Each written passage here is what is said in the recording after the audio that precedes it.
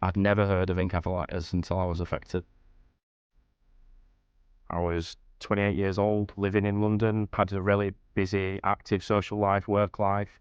And I was just kind of enjoying being in my mid to late 20s, really, until everything happened.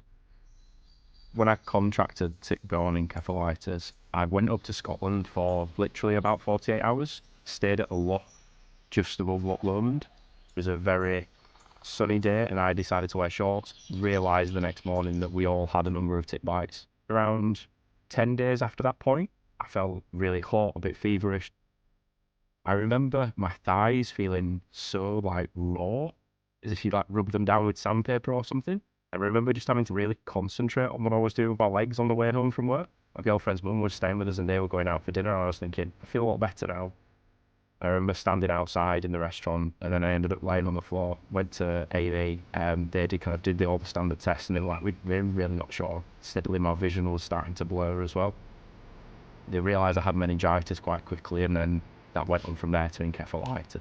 I was conscious, but not really able to do anything. That kind of 2 weeks where I was my most unwell in hospital almost feels like a bit of a blur to me.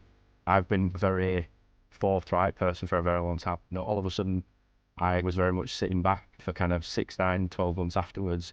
I was probably quite a different person in the way that I approached things. The people who understood the severity much more were my family. It is a shock, whether it's your son, your boyfriend, to go through something that was quite life-threatening. The recovery is the thing that probably I struggled with the most. I never really thought about my body or anything limiting my capacity to do anything. When I first left hospital, my partner was like, let's go to the coffee shop. I couldn't even look at the traffic. Like, there was just too many like sensory things happening at any one time. That point made me realise just kind of how far back I was from where I wanted to be.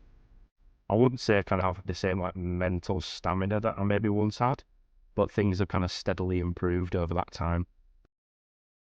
I think the most important thing for me that allowed myself to recover was having the right mindset.